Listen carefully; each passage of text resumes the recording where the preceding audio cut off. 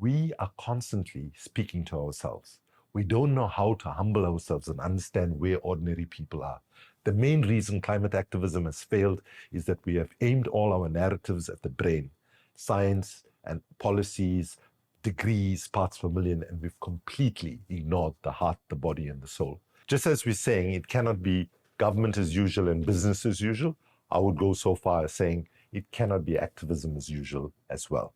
Because if activism was being so great, we shouldn't be in such a deep crisis that we are in now.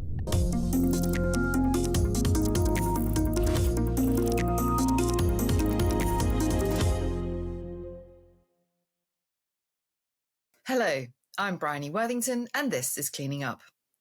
This week, I've been reflecting on how change that benefits the many comes about, and how that relates to the peculiar and particular risk of global climate change. My friend Mike Broon teaches a course at Stanford University entitled Mandates, Markets and Movements, which neatly encapsulates the main drivers of change. I'm risking accusations of plagiarism here, but my own alliterative summary would be profits, politics and people. And on the Cleaning Up podcast, we love having guests who are experts in harnessing the power of all three. So this week, it was my pleasure to sit down with veteran activist Kumi Naidoo, who's been fighting for equality for 45 years in roles ranging from teenage protester to head of both Greenpeace and Amnesty International. Today, Kumi is the Payne Distinguished Lecturer at the Stanford Center on Democracy, Development and the Rule of Law, and has recently taken up a new role as president of the Fossil Fuel Non-Proliferation Treaty campaign, established by fellow storied campaigner Tzeporah Berman, who featured on episode 131 of Cleaning Up. The treaty calls for a legal roadmap to halt the expansion of fossil fuels, has been endorsed by 16 nations, as well as 131 cities and subnational governments. My conversation with Kumi took place late afternoon on the Stanford campus, and we covered a lot of ground, from his inspiration he drew from the heroes of the anti-apartheid movement to how his family have shaped his goals, and his reflections on why activism has thus far failed to win the battle for a stable climate. Please join me in welcoming Kumi Naidoo to Cleaning Up. Kumi, thanks for joining me this evening. I'm really looking forward to this conversation. And I wanted to start, as we always do, with asking you the opening question, which is, can you just tell us a little bit about yourself, who you are and what you do? Thank you, Bryony, for having me on board. I am a South African activist who was born in the anti-apartheid movement. I got involved at the age of 15 in a national student uprising against the inequality in the education system.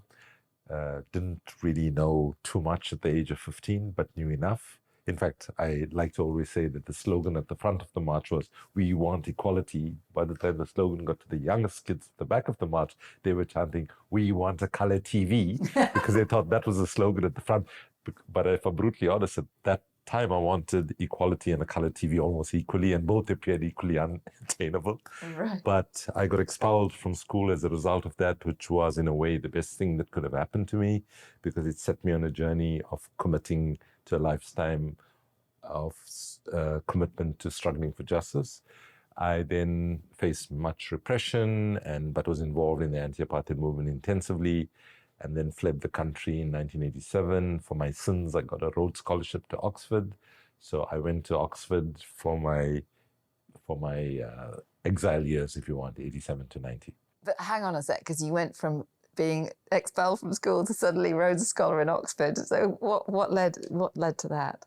Oh, I was expelled from school for... But how did you then... Oh, so then that's a good question, because I self-taught myself, and I had some few progressive teachers that would come secretly at night and teach us at home. And then I wrote the exam, the school qualification exam, or the university entrance qualification exam for adults who drop out of school and they go back after certain years. So I got to university, I was studied law and then political science. And then while I was writing my honors degree in political science, I was facing a trial where I was charged with violating the state of emergency, which carried an automatic prison sentence because it was under a special law called the Public Violence Law.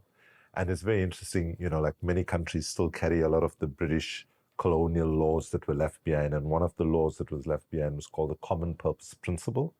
So all the government had to show was that I was in that particular demonstration, not that I threw a stone, because there was no evidence of me doing any violence. But the logic of that law was, so long as you were in a crowd, right?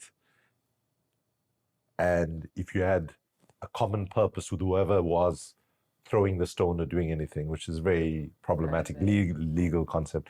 So I thankfully had the scholarship, and my friends who were already in prison were all just sending me messages saying, please, please, please get out of here. Because, you know, at that time, to be honest, there were a few people who used to be macho and say, oh, they can torture me, I will be able to withstand anything. But majority of us actually knew that the torture techniques were exceptionally good. Yeah, inverted commas. Yeah. And so people were saying, just get out. And then I was out for 3 years and then came back. Immediately Mandela was released and was part of the transition to democracy. I mean, this is impressive stuff. You know, you coming from South Africa, from KwaZulu-Natal, which is your home state, you obviously have a knack. You've got a very agile brain to be getting academic results that get you into Oxford and Yale. Is that, you know, is that fair to say? You know, I people ask me sometimes, so you got the Rhodes Scholarship, how did that happen? I said, the selectors made a mistake. Well, yeah. So, you know, when I went for the Rhodes Scholarship interview, it was very interesting. You know, they asked me, so do you know what Cecil John Rhodes stood for? He was a colonizer, one of the people on the panel, he was a colonizer and so on. And I was like 22 years old, right? So, 21 years old. And at that time, anything that you did as a young South African anti-apartheid activist, anything you did, whether you went to a party or whether you went for a scholarship interview, everything was a site of struggle. So me, when I went, there were 12 finalists, 11 of them white, and I'm the only person of color there. And so when I looked at it, and they all had 6 A's, you know, distinctions at high school, distinctions at universities, I didn't have that. Because I obviously was splitting my time between studies and activism. So I got asked this question by the one black woman interviewer on the panel of 20. And she said, so why do you think so few black students have made it, you know, have applied? And I said, because of the embarrassment of Cecil John Rhodes and all of that. And so she said, how do you feel about it? I said, listen, I don't give much chance of getting this scholarship. But if I got it, I would take great glee from knowing that Cecil John Rhodes will be turning in his grave. Well, this is such a story of kind of against the odds, managing to get to that kind of goal of I suppose, what was the driving North Star that you believed education was key to basically unlocking some of the injustices, or you clearly felt that was a... That's actually has had a question than you can imagine, actually, because my mum committed suicide when I was 15 and she was 38. And that happened like months before the National Student Uprising. And one of the things both my parents were like super committed to, and many working class parents throughout the world, right? They know that the main route out of poverty is giving your children the best possible education. And when I was expelled from school at the age of 15, there were teachers and conservative people in the community where I lived, family members included, even though most of my family were supportive, were saying things like, your mother will be turning in a grave now, you've ruined your life, you're going to be uneducated and so on. And to be honest, I thought that I'd blown it, you know. But then, you know, there were teachers who came up to me and said, listen, you can go register for this exam. You don't have to give up. You have the intelligence to study alone from textbooks. In any case, the quality of education you're getting at the school is terrible anyway. And actually, you can turn this into an advantage. And as Mandela often said, education is the best weapon of liberation. So we learned that very young. Mandela, even when he was in prison, was sending out those messages about educate yourself and so on. And I'm very grateful to high school teachers as well as university teachers who supported me throughout and especially for my mom, my memory of my mom, I felt I owed it to her to do the best, even after I got expelled, to give it the best shot. I didn't think I'll end up having a PhD from Oxford, but yeah, that's what happened. Well, you achieved that goal, I think, of compensating. So let's fast forward then. Mandela's been released. ANC is coming into government. And you'd had a really sort of central role in some of the activism and the kind of calling for this moment. So were you tempted to go into the government at all? Talk us through that period. So I came back literally a month after Mandela was released. I was like, there's no way I'm staying here.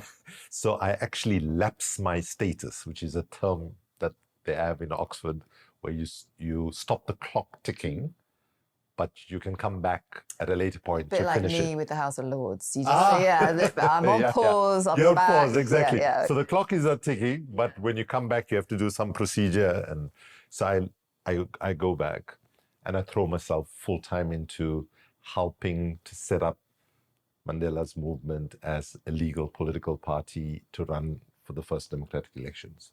What I saw, even in those early days in 91, 92, 93, I saw the culture of the liberation movement changing, right? Whereas before Mandela was released and the organizations were legalized, we had a culture of sacrifice.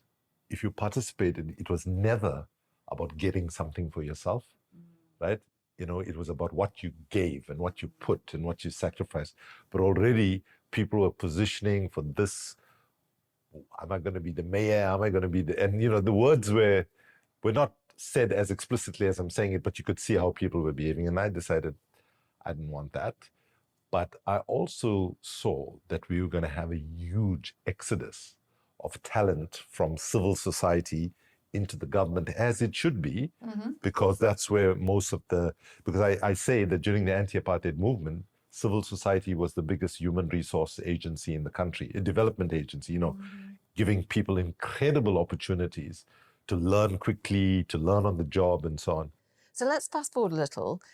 So from this period, you end up being head of Greenpeace International and then go on to Amnesty International. So what was it that propelled you from that sort of national sort of focus and this great passion for solving South Africa's inequalities to then suddenly Greenpeace International? Tell us a bit about that. So I go from adult education to then setting up and being the founding director of the South African NGO Coalition for 3 years, which is the body then that united what was left of civil society, because a lot of civil society organizations also perished because of funding and so on. Everybody wanted to fund Mandela, so money that were going to non-profit organizations was going to government on all of that. And so I was the founding director of the South African NGO Coalition, Sangoko. I did that for 3 years. And then I get tapped to be the head of the South African equivalent of the global equivalent of the South African NGO coalition called Civicus World Alliance for Citizen Participation.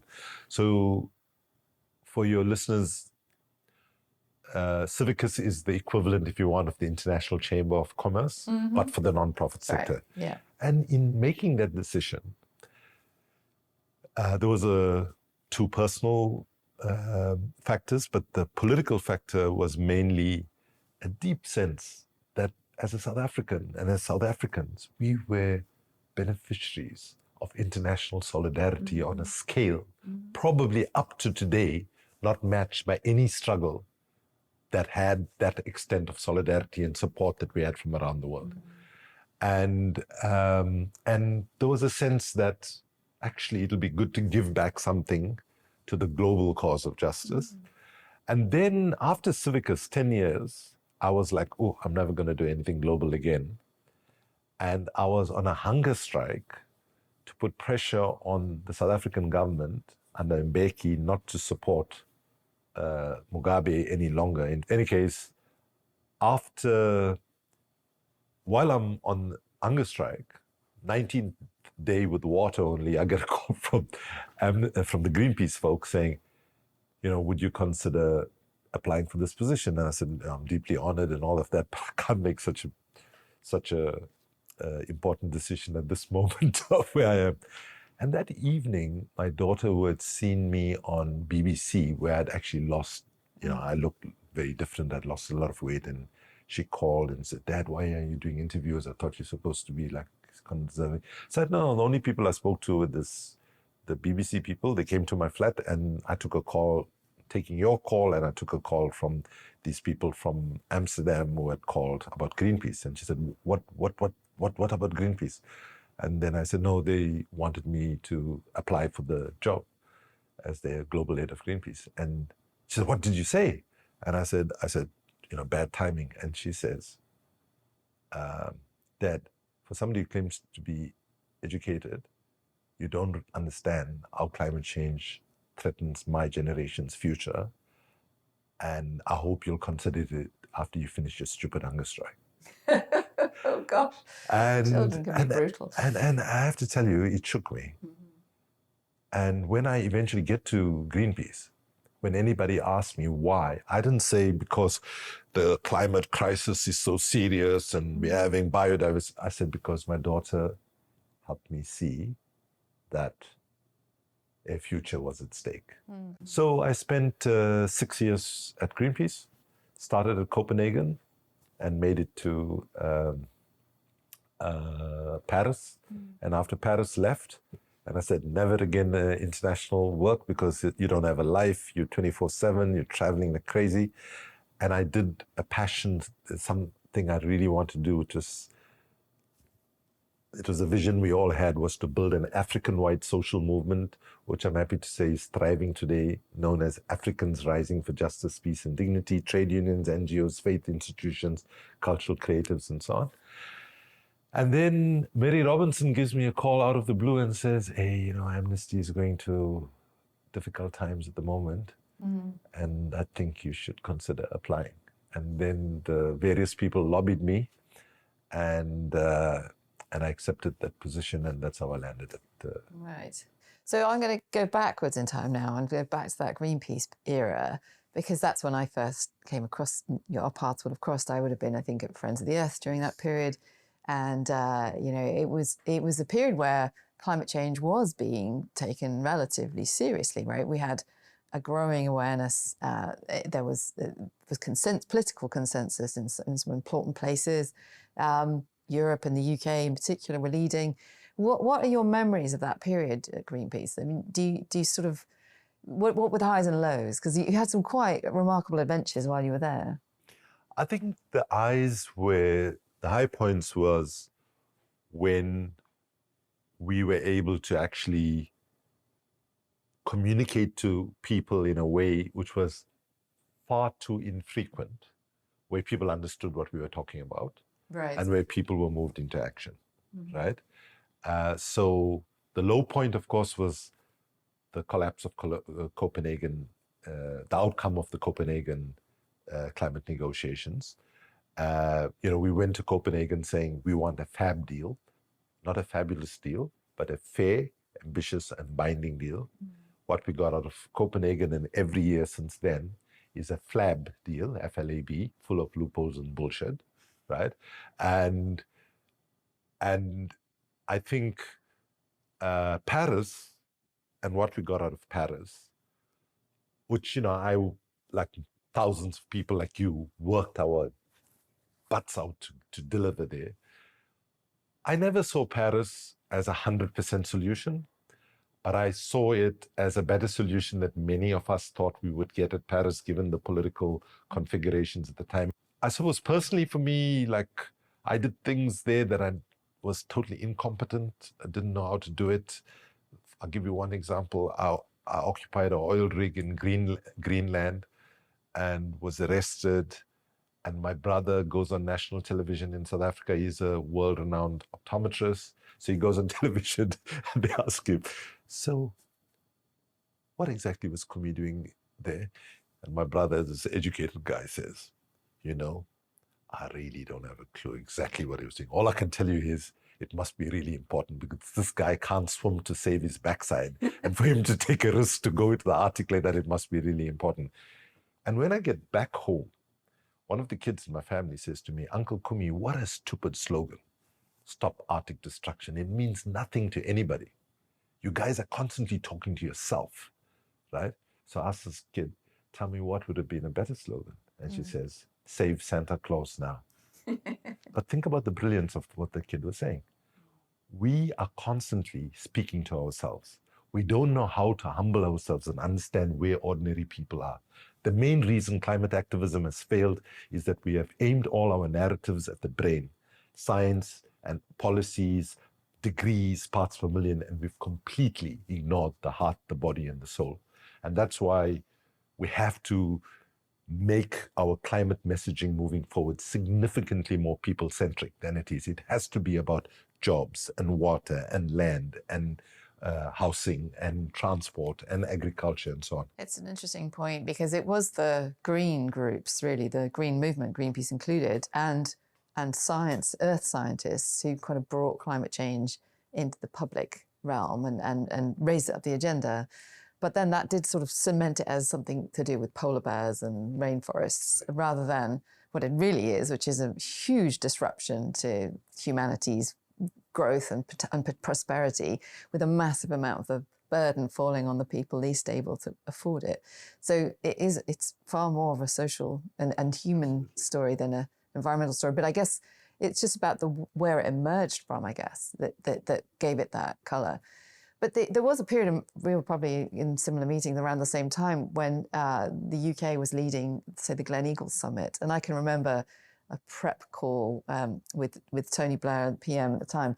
And it was clear to me that there were these two competing ideas trying to get his attention. One was the sort of make poverty history, and the other was a climate focus. We need to put climate on the agenda. And there was kind of an unhealthy competition between those two things. And yet, as you've just said the two things are totally intertwined, and both are arguably incredibly difficult. So what do you focus on right now, today, that gives you hope that we can position this challenge in the right way, use the right language, and then ultimately kind of get to that hopeful future where a new energy system is going to both reduce pollution and parts per million in the atmosphere, and also hopefully bring a lot more people into prosperity and eradicate some of those inequalities. So we have to recognize the moment we're in, right? And we have to remind ourselves what Einstein said when he said the definition of insanity is doing the same thing over and over again, trying to get different results, right? And while, as one of the people who fought desperately hard to get the Paris outcome, together with thousands and thousands of people, I am committed to making sure, imperfect as the Paris outcomes are, all of those things we need to hold on to. But we have to answer this question. What is the main cause of climate change? And we know that at least 85% of the problem can be attributed to addiction to burning of oil, coal, and gas, which we call fossil fuels. And therefore, it's unacceptable that it takes us 28 years of negotiations before we can even get the term fossil fuels mentioned in a climate negotiations in one of the COPs. So right now, the Fossil Fuel Non-Proliferation Treaty Initiative, again, I told myself I'm never going to do anything global again, because it means you have to travel. And, I just turned 60 a few days ago, literally. And I was like, I want to spend more time at home. But it was really hard when I was approached by the campaign to join, because when I look around, it's the only initiative I see that is at least being brutally honest, which is saying, whether we succeed in getting this or not, this is what gives us the best path forward, which is we need to bring the global community of nations together for them to agree, a binding agreement where we can phase out of fossil fuels, stop new investments. I mean, given what we know now about how fossil fuels is the biggest driver and how close to the climate cliff we are, it should be easy if we were thinking about our children's futures to say no future investments, right? I'm not saying it's economically easy, but I'm just saying in terms of the threat of climate change. And of course, we need to do that in a just transition way. But there's one point that I think you and me, from your Friends of the Earth days, Greenpeace and other roles, failed very badly in not lifting up this argument a little bit more, right? And it's come to me in the last couple of months. Assume for a moment, right, that the burning of oil, coal, and gas, or fossil fuels as we call it, did not contribute to climate change. Should humanity build its energy system on a source of fuel or a commodity that by definition is finite on a finite planet? It almost tells you that those in power don't understand, as all indigenous cultures do, that we borrow the earth from our children, right? We're not giving it to them as a gift, right? We are in an addictive state, and with all addictions, it's very hard to break. We're addicted to fossil fuels. But the bottom line is, I don't know any moment in my life where there is such a high level of appetite by people around the world. Yes, we do have backward movements, right-wing shifts, and so on.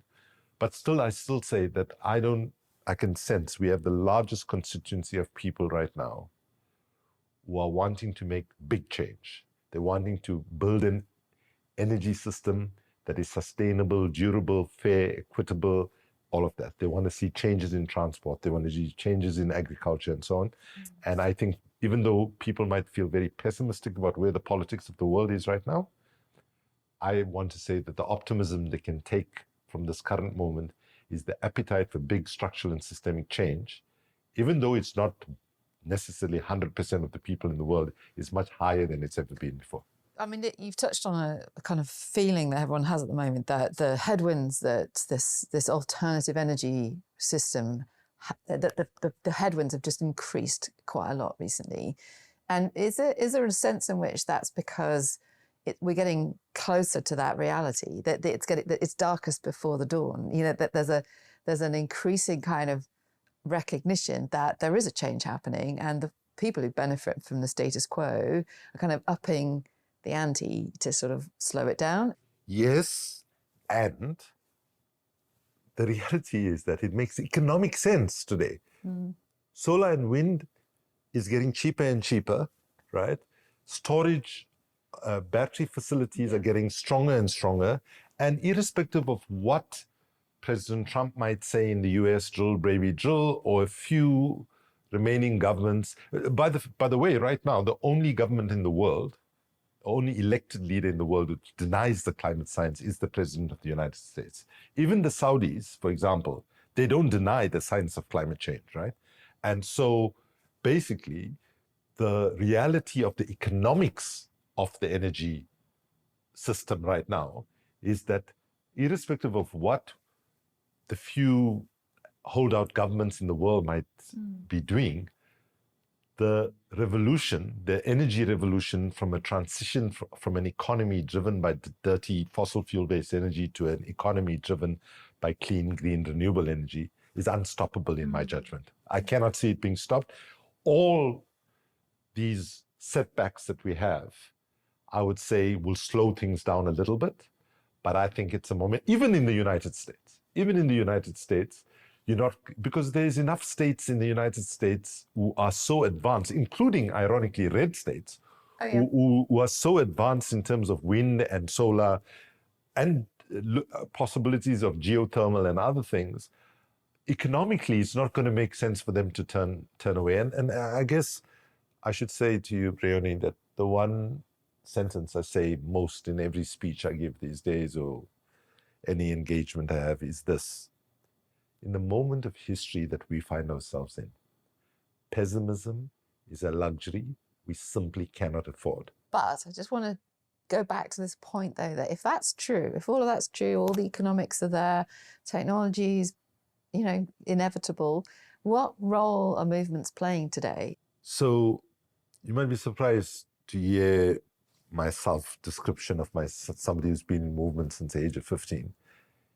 I start off by saying, if I were to write a book now, it would be called Reflections of a Failed Activist, right? Because success cannot be what we had in our heads. Success has to be read by what society needs us to deliver. And let's be blunt and brutal about, and self-critical, right? Let's claim no lies and claim no easy victories.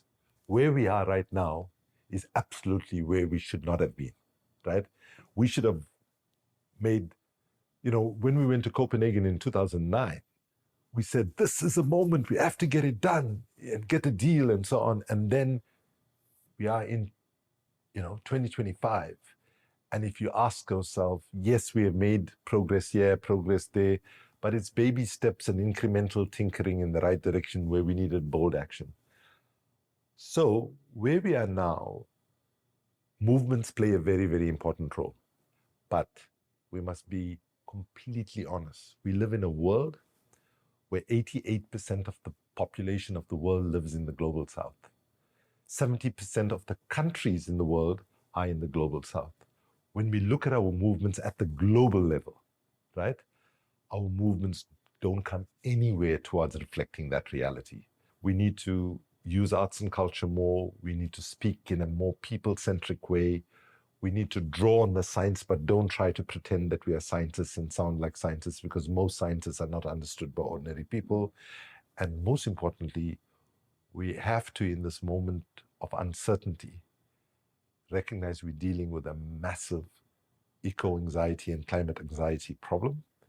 And we need to create multiple options of people to be able to participate in generating the solutions, because the biggest antidote to the global mental health crisis that climate change has brought will be participation and people being encouraged to do something positive, even if that action in itself might not deliver the full result. And I'm totally committed to the idea that participation is going to be the biggest antidote to despair, anxiety, and distress that people are going to be feeling when they think their children and their children's futures are being wiped away. Just on that thought, though, of participation, I mean, my experience of being involved in a movement to ask for something to change used parliamentary democracy as its main mechanism. So you could go and talk to your representative, your MP, and ask them to sign up to a certain new law, and you could create a groundswell of opinion that led to a political pressure that was then resulted in an act of parliament. And at the national level, that's possible. But when it comes to the international level, we don't have a governance system that lends itself to that kind of representative democracy.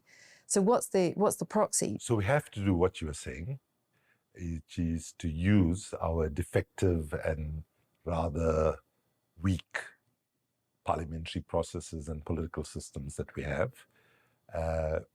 I push back very strongly when people look at the United States. I agree that if you take the United States, it's not a democracy, but a liberal oligarchy, right? And by the way, way before Elon Musk and so on, if you really analyze who has power and so on.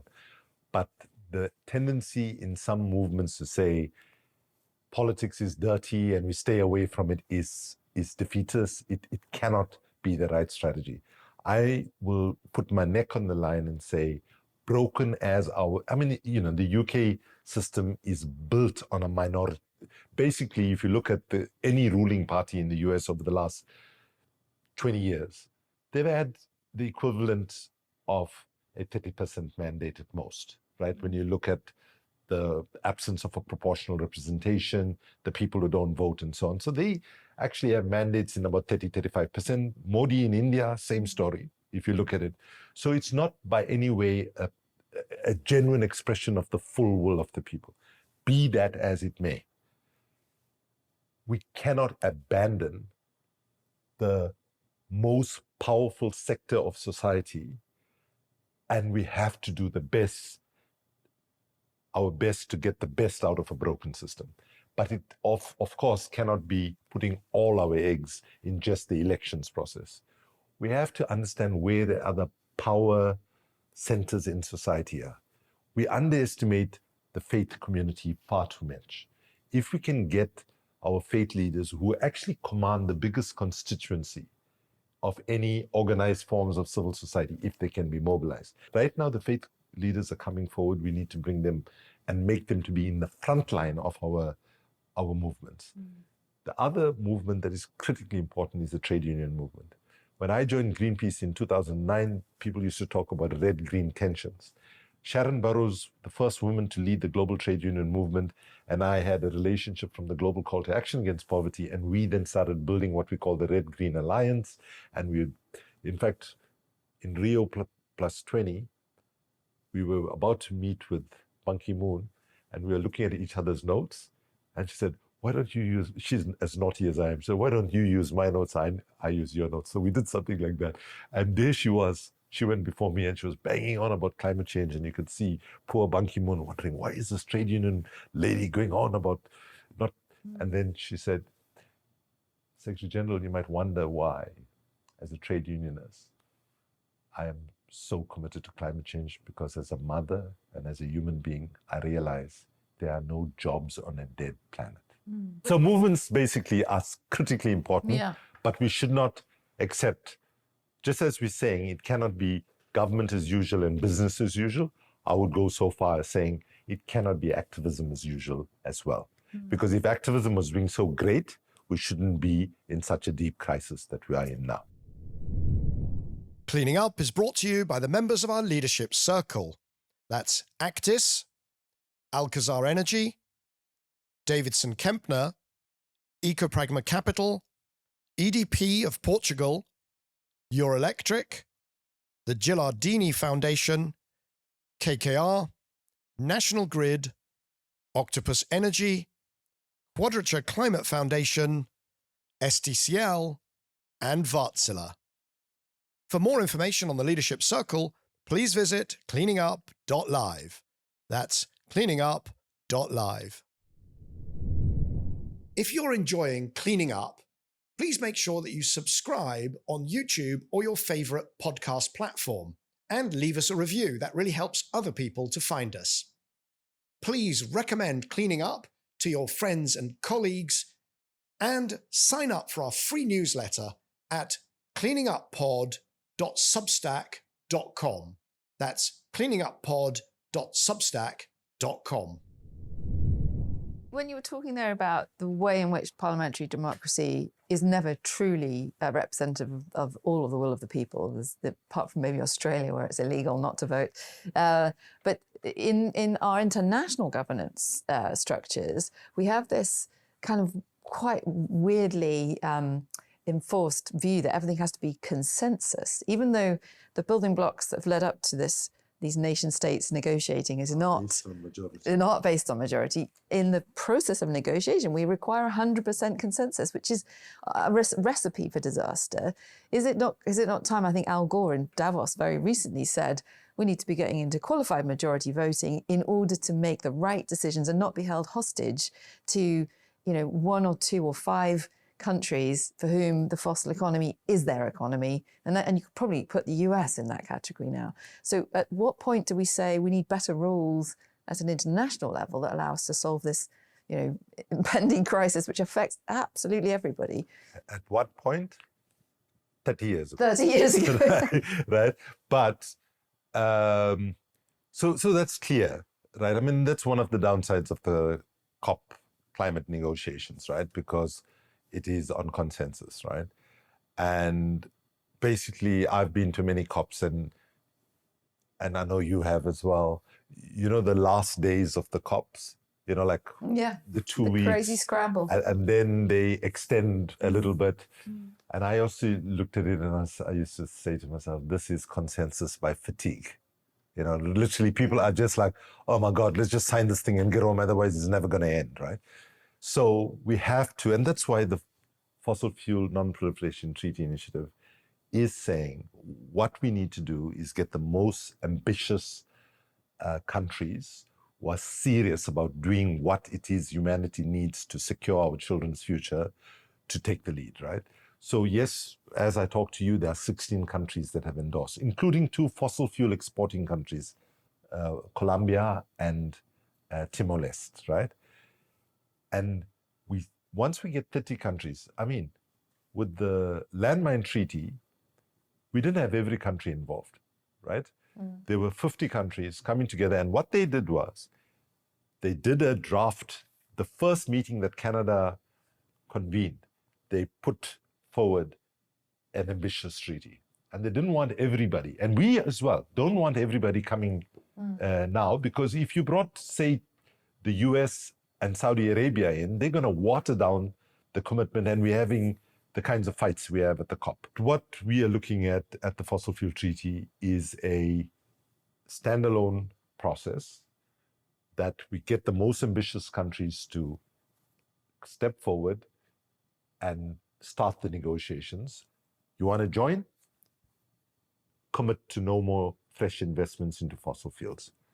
2, the fastest possible phase out country by country basis, which you can put your interests forward as a nation and say, listen, we have such a high level of dependency at the moment.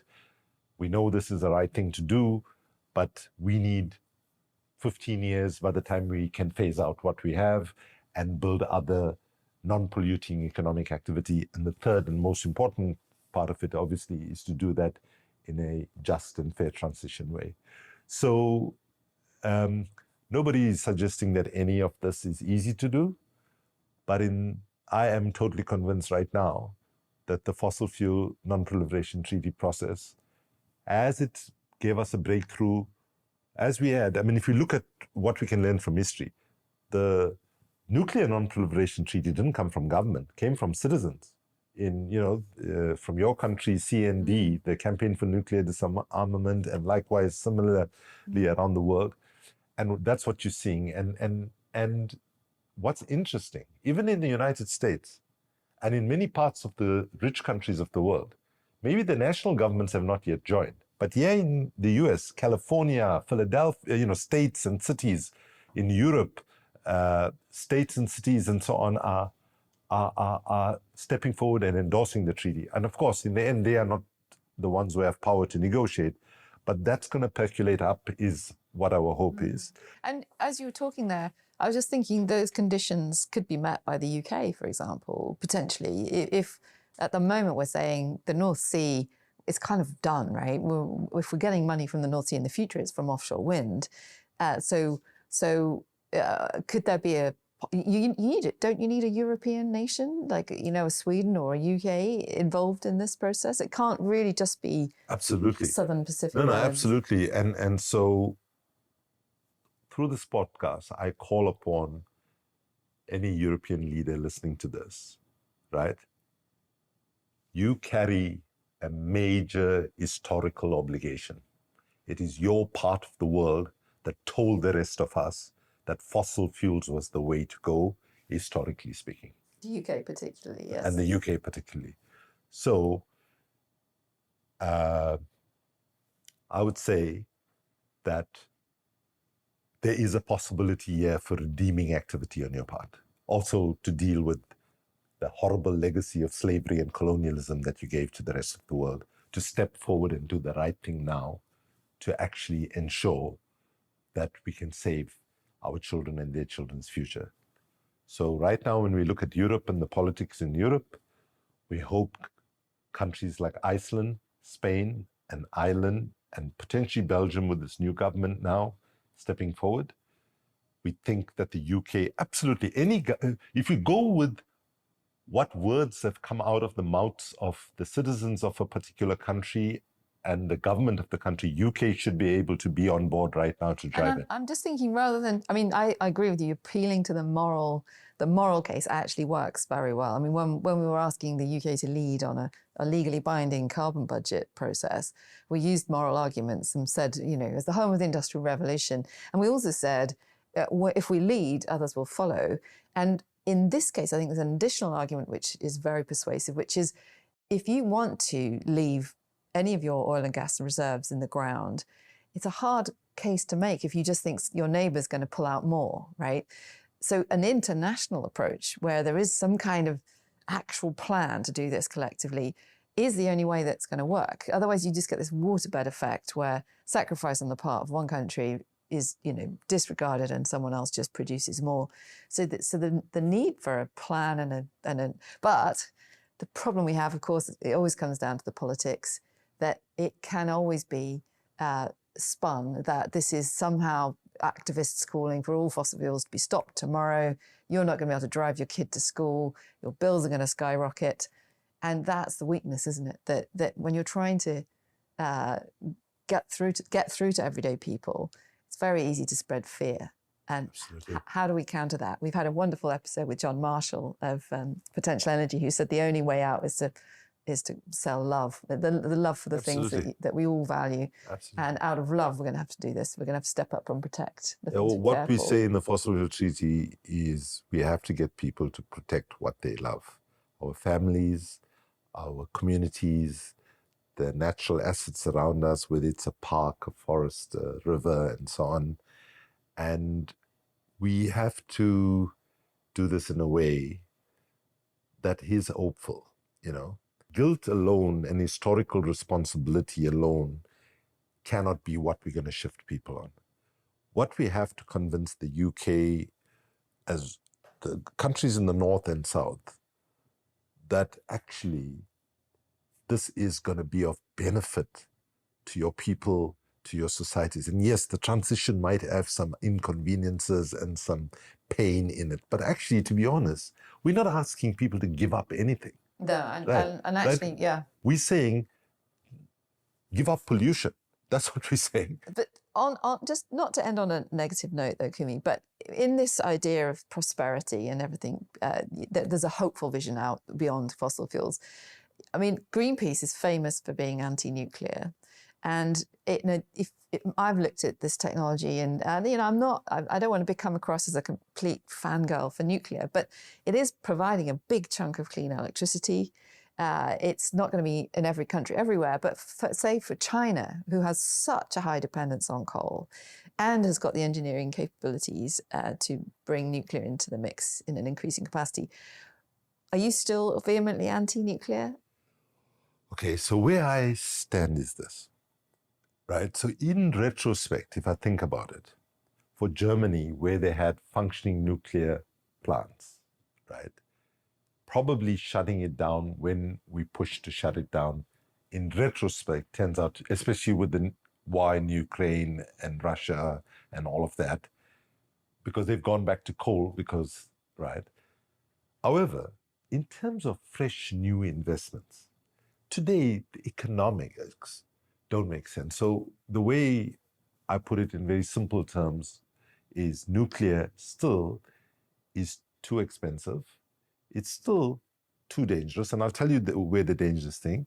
And as a solution to climate change will deliver too little, too late. So let me just take those words very quickly. So on expense, you can look at the International Energy Agency's projections of a unit of nuclear and so on. And it is way far too expensive compared. And also, we're seeing solar and wind on a declining cost level. Right? Yeah, just I'll obviously give you a chance to get through your points. And I'm not here to, disagree, but the difference that nuclear gives you is it's an infrastructure investment, and it's a cost that's amortized over 80 years. And solar, whilst it's wonderful, is quick, but it also lasts for 15 to 20 years. So so I'm just okay. But then on but we do need speed. So I'm not anti-solar. I think solar is amazing. So then the second thing is the danger of it. So assuming we accepted. If the nuclear industry came before us and said, we can guarantee you that there will never be any human error in the building of a nuclear plant, and we believe them. They said, we can convince you that there will never be any extreme weather event like a tsunami that will have the impact that it had on Fukushima. We accept that. Then they say there won't be any technical failures. We accept that.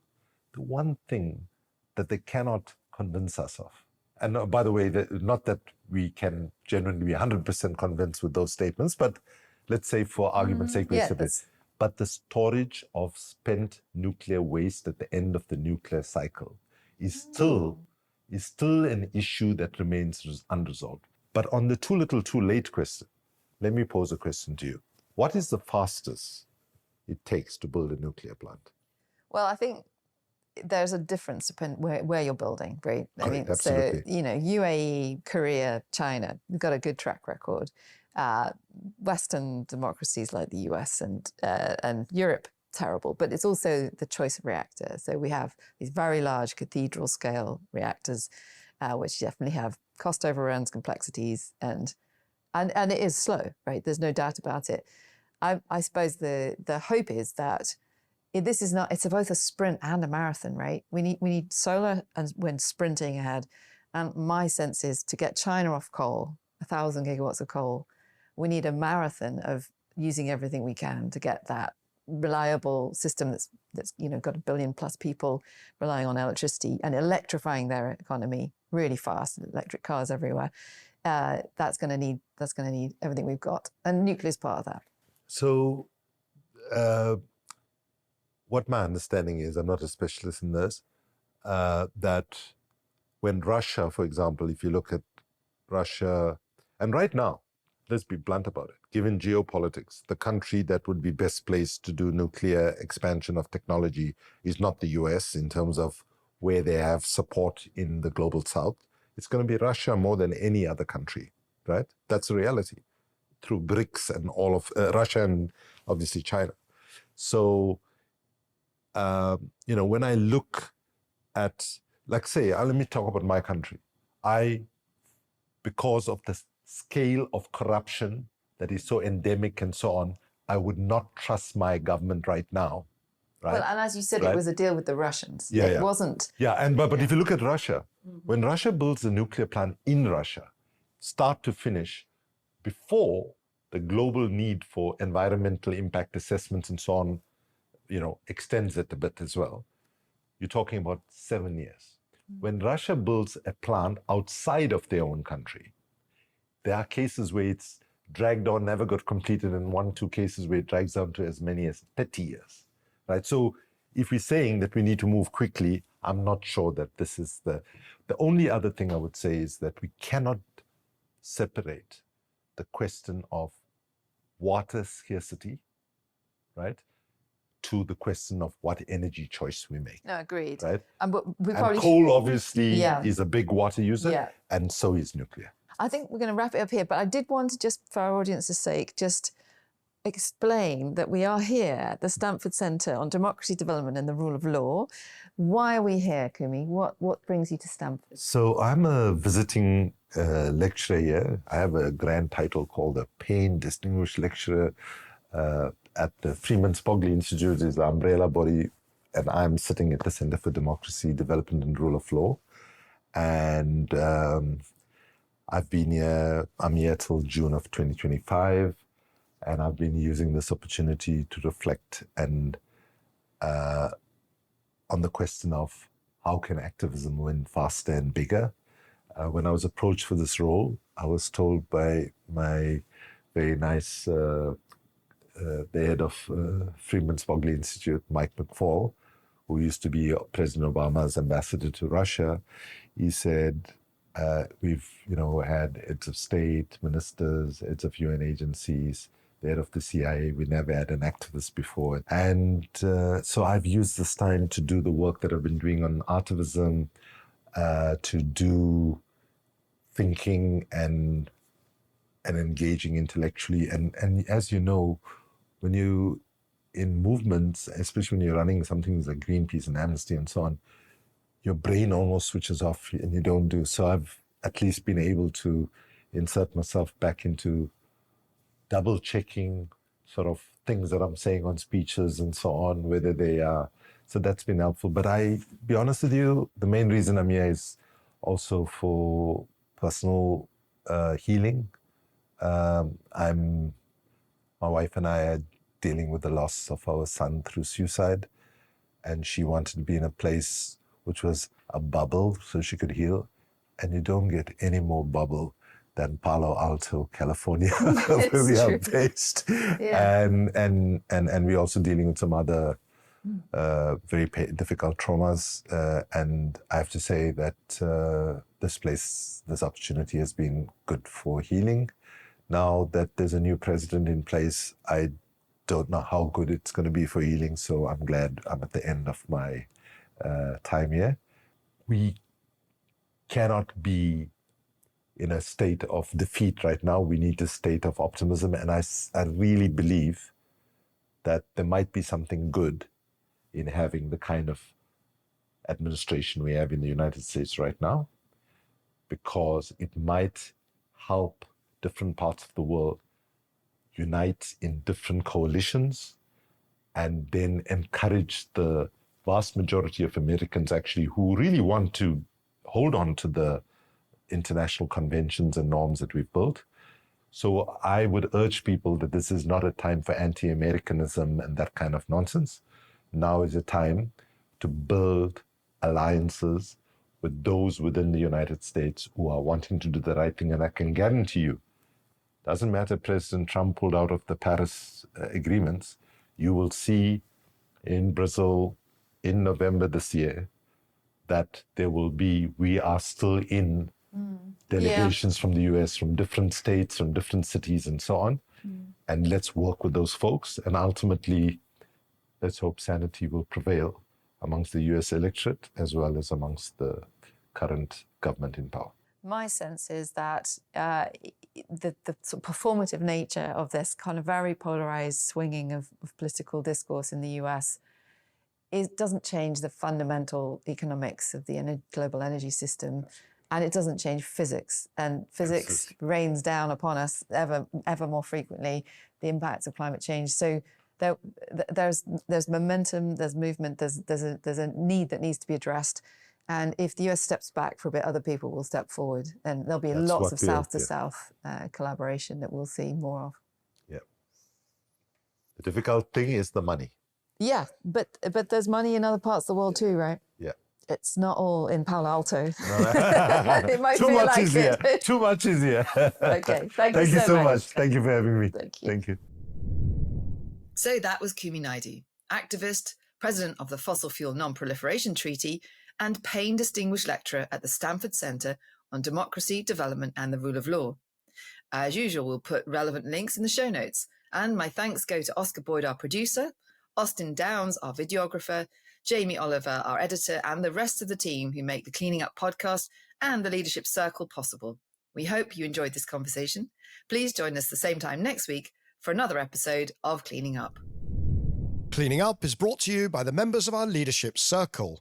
That's Actis, Alcazar Energy, Davidson Kempner, Ecopragma Capital, EDP of Portugal, Euroelectric, the Gilardini Foundation, KKR, National Grid, Octopus Energy, Quadrature Climate Foundation, STCL, and Wärtsilä. For more information on the Leadership Circle, please visit cleaningup.live. That's cleaningup.live. If you're enjoying Cleaning Up, please make sure that you subscribe on YouTube or your favorite podcast platform and leave us a review. That really helps other people to find us. Please recommend Cleaning Up to your friends and colleagues and sign up for our free newsletter at cleaninguppod.substack.com. That's cleaninguppod.substack.com.